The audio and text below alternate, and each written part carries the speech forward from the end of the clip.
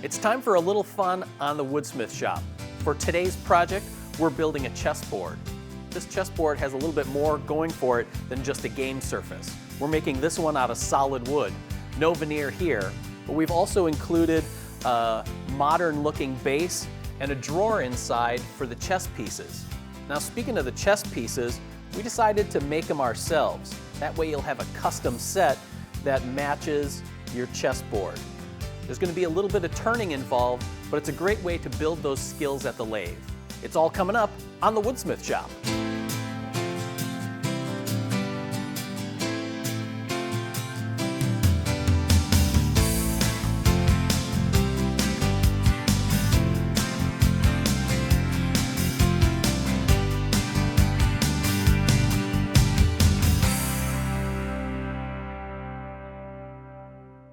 Today we're building the minimalist chess set from Woodsmith. So where to start? We have a drawer. We'll hold off on that. There's the chessboard top. What we're going to do first is deal with this bottom structure. This bottom structure consists of two sides, a back, a subtop, and a little piece of edging for the subtop. So what we're going to do first is we're going to deal with our sides. The operations that we need to do for the sides are, there is a stopped groove that is cut in the back here, which will house a tenon that's cut on the back here. Also, we have a long groove that's cut, which will house a tenon that's formed on our subtop. After we're done with those two router table operations, we'll go to the table saw, and I'm going to cut a large rabbet on the inside of each of these sides, and that rabbet is what houses our drawer. So let's go to the router table and we'll start with this stopped groove. Well, I've got the router table all set up to cut the stopped grooves that will house the tenons from the back. There's a 1/4 inch router bit set up in this router table, and I've got a pair of lines set up on my fence, and those are going to help me out. Because we're dealing with a right and left-handed part, we need to make mirror images. So my first task is going to be to drop my side onto the router bit, and then I'll push it all the way through using this scrap piece of MDF as a backer, which will help keep my side perpendicular to the fence. Now our second piece is going to be a little simpler. I'll simply push that directly into the bit, stopping it at that line. And so two mirror image parts. And when we're done with that, we'll have our two stopped grooves for the back, and we'll switch bits out and we'll begin to work on a stopped groove for the subtop. So what I have done, just as we did before, I've put a couple of lines on the face of the fence, and those are to help me reference where I need to drop and where I need to lift on these parts. So on this side here, I need to start back here and stop about here. So what I'm going to be doing on this first side is I'm going to plunge cut at a line 1 3/4 inch, and then I'll push my part to about this point. When I get to this line, at that point the bit will be inside this groove and I'll be able to take the whole part off. The next step in creating our sides is going to be to make the large rabbet on the interior face of each of the sides. And I'm going to do that in 2 steps.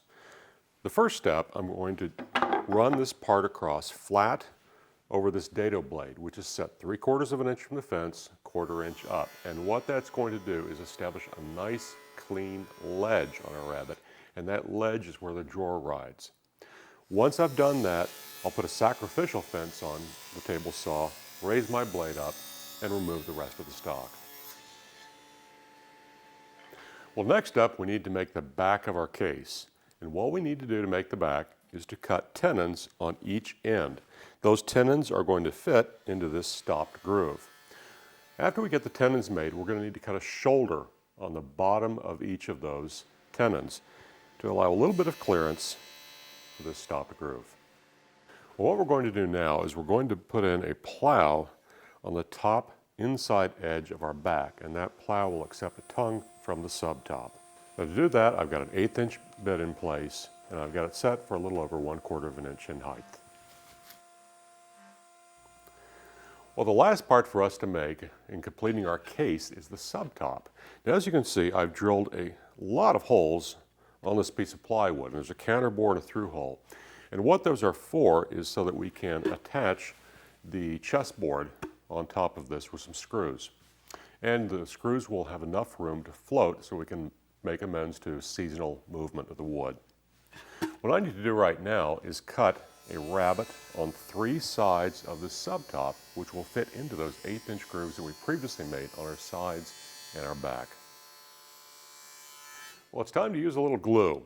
I've got 2 sides, a back, and a subtop, so we'll go ahead and get those glued together. Afterwards, the next steps are going to be to add a small piece of trim on the front of our subtop, and we're going to cut a rabbet all the way around our case for a nice reveal when the chessboard is applied.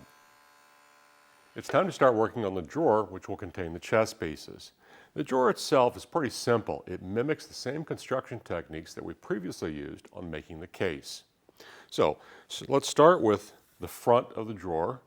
It has grooves cut here and here and here to accept tenons on these 2 sides and on the center divider.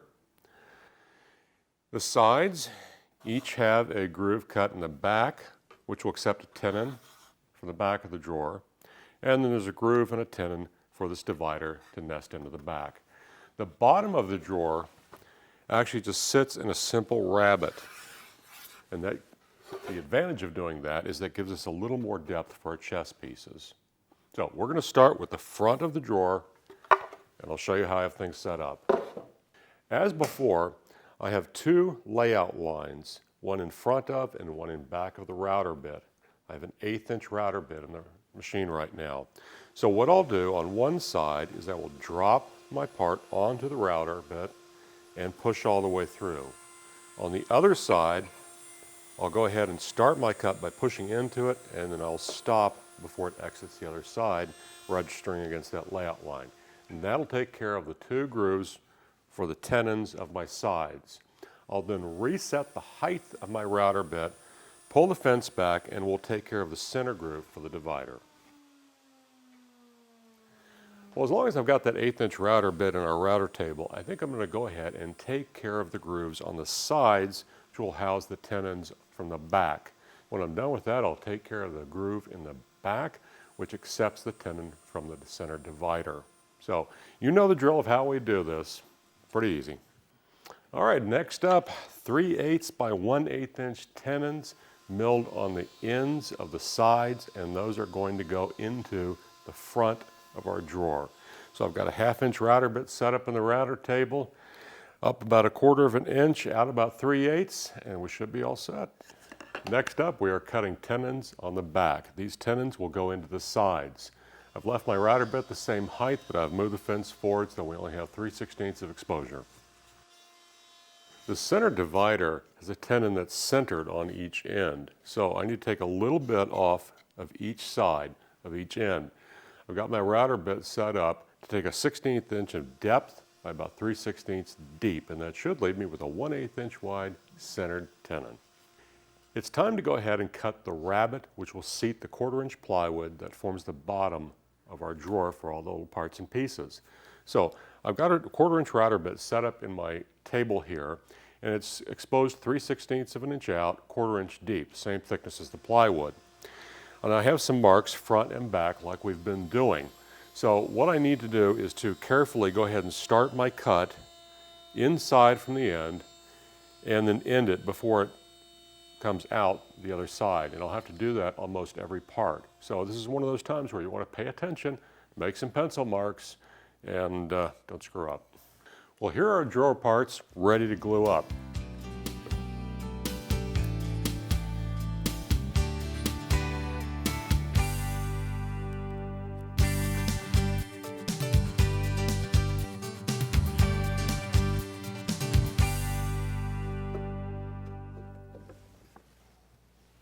And there we go. So now it's just a matter of giving the glue a little time to dry, and I think we'll be ready to put a knob on the front, make the chessboard top, and turn all the different pieces. The second stage in our chessboard project is making that playing surface. Now it's going to consist of 64 different individual squares, but that's not how we're going to get there. Instead, what we're going to do is work with longer strips of wood and start gluing those together and then cutting them apart. But before we get ahead of ourselves, what you want to do is make sure that you have 4 strips of your 2 contrasting materials. We're using hard maple for the lighter colored squares and black walnut for the darker colored squares. The important thing here is that the strips are exactly the same width, so you want to rip your boards all at the same time. And then you also want to make sure that they're planed to a consistent thickness. This is going to make flattening the playing surface a lot easier as we go along.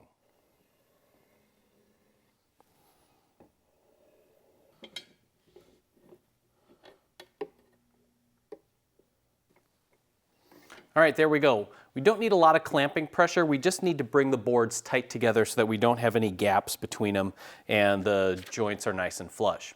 We'll let this sit for about 45 minutes to an hour, then we'll head over to the table saw to do the next step. I scraped off the remaining glue once that was dry and sanded the panel so that I have nice, clean, smooth surfaces on each side. Now what we need to do is take our stripy panel here and turn it into something that looks a lot more like a chessboard. So the first thing to do is I used a miter gauge and squared up one end of the panel. That evened out all the joints. Now I need to cross-cut this panel into a series of smaller strips going against the grain. What I want to do is set up the rip fence so that the strips that I'm creating are exactly the same width as the ripped strips were. So I'm using just a cut-off piece from the panel here as a physical gauge to set that rip fence. Then we're going to head back over to the workbench and do another glue up. When making rip cuts at the table saw, we all know that we should be using a push block. However, push blocks tend to be an afterthought. Usually they're a piece of scrap that we've made into a push block. Well, Bill O'Sullivan upped his game and made his ultimate push block. Let me show it to you. His push block is made out of a couple layers of plywood, and the main handle has a sliding dovetail cut into it. Onto that sliding dovetail, we have 2 different cleats. The first cleat rides along the top of the work surface, and that's renewable. That way, once it gets chewed up, if you cut into it, he can slide that off, that sliding dovetail, and put a new one on there. And the back runner acts like a cleat, and that's what pushes the workpiece through the blade. And that is affixed onto the sliding dovetail, and it has a knob that's installed into a threaded insert. That way you can adjust the depth for different thicknesses of material that you might be working with.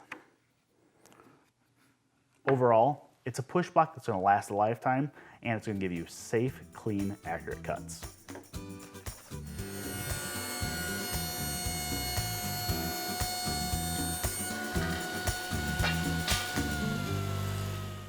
All right, after our session at the table saw, what we have is a series of 8 cross-grain strips now. So to go from this to a chessboard, all we need to do is start alternating every other strip by just flipping it end for end.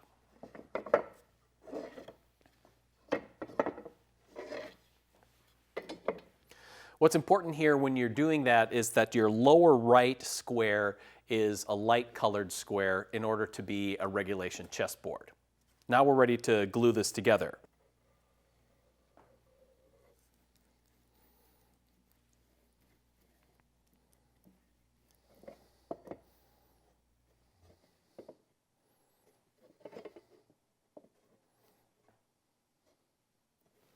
Now, in addition to keeping the surface flush as I tighten the clamps, I want to make sure that the edges of this panel are flush as well, because otherwise we're going to have these glue lines are going to be out of alignment and it's going to look visually distracting.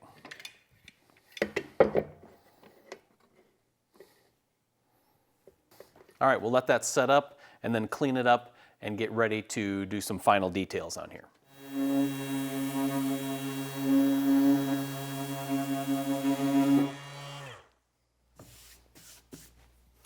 right, going from a glued up checkerboard to a finished game set here involved just a few final details. What we did over at the router table is to install a chamfer bit, and we put just a slight chamfer on the edge of the board. This did a couple of things for me. First, and probably more importantly, is that it gives us a nice crisp facet on here. So once the finish goes on, that's going to catch the light and add another level of visual interest. The other thing that it did is I had a couple of little pieces of tear out where the strips were cut apart, and that chamfer very neatly removed those items.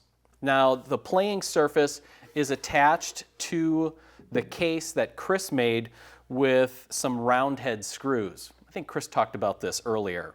The round head screws allow the top to expand and contract with seasonal changes in humidity, but still have a solid grip on the case itself.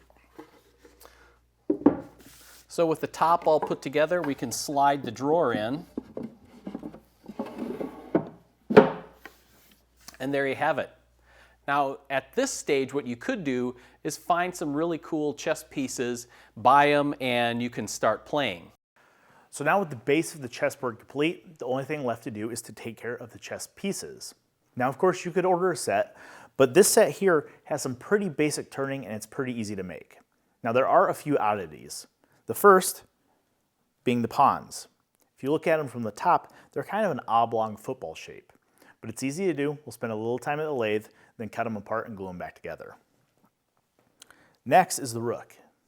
This is a nice straight piece, very easy to turn, but the top of it does have the little cross detail with the hole to give it that castle look. So I'll show you how to make that in a minute. But first, I think we're going to start with this guy. That's the knight. The knight requires no turning, but it does require a little bit of time at the bandsaw. So let's go ahead and head over there and start with the knight. So the first thing we need to do is size our stock for our knight. And I've done that here. And I've also went ahead and printed off a pattern out of the plans and mounted it on top of the stock. And you'll see on the pattern there's an area for a hole that's going to define the horse's neck. Now I've went ahead and pre-drilled that already. So now at this point we can go and cut this to shape. I'm going to start by making the outside cuts of the knight, and that will create the shape of the horse's head. Once that's done, I'm going to go ahead and tape on some of those waist pieces and apply a second pattern for the front profile. Then we'll make those cuts, and then it'll just be some fine tuning with sandpaper to smooth it out and get it ready for finish.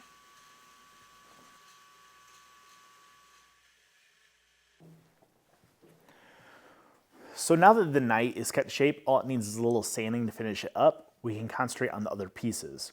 The first one we're going to do is the rook. Like I mentioned before, this little castle detail here is made in two different steps. If you follow the plans, it says first to drill a hole in the center with either a Forstner bit or a brad point bit. But the problem with that is it leaves just a little bit of a dimple on the inside. And that's fine, but I think I can get away without having that dimple just by making that hole here at the lathe. So what I've done is I've started with my blank here, and I've created the kerf to make that castle top.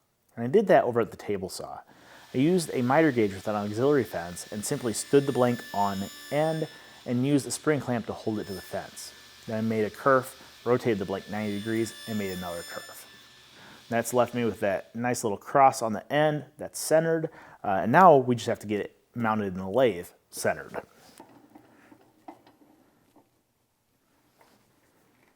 Okay, there we go. So now I'll just use a spindle roughing gouge to rough this down to round.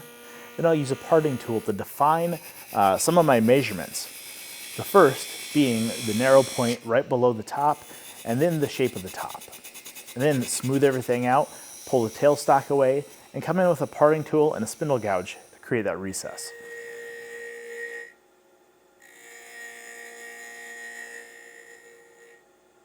Okay, so now that the rook is done, we can turn our concentration to the pawns. Now the pawns are a super easy turning. All we have to do is turn this blank round, dome at the top in basically a half bead, but we're going to leave the square base. And then we'll head over to the table saw and remove the center kerf of waist, and then we'll slice it apart, glue it back together, and Bob's your uncle. So the first thing I've done is cut the visor slit in here. And I just did that at the table saw, and I've marked center on this end. Kind of the same way we did with the rook. We'll just go ahead and stick that in the chuck. Slide the tailstock in. And I'll leave the tailstock in here while I am roughing this. But as soon as I start doing that dome on the top, I'll go ahead and slide this out of the way.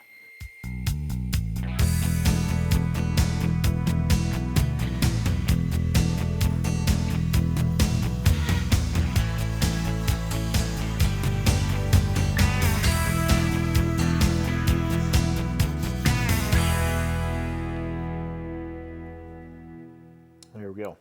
So I know I said I was going to cut these apart at the table saw, but the bandsaw was a couple steps closer and it gave me a pretty nice cut. So now all I have to do, smooth them out, then apply a little glue on the mating surfaces, and we can use a spring clamp to hold it together as that helmet dries. Now all I have to do is do that 15 more times, and we'll have a completed chess set. One of the advantages of building a small project like today's chess set is to be able to focus on some key woodworking skills, gluing up small pieces, building a smooth sliding drawer. But you can also try your hand at some fun things too, like making the chess pieces themselves. Of course, if you don't have a lathe or that's not your thing, you can feel free to buy a chess set to go with the game board. And with everything all set up, it's your move.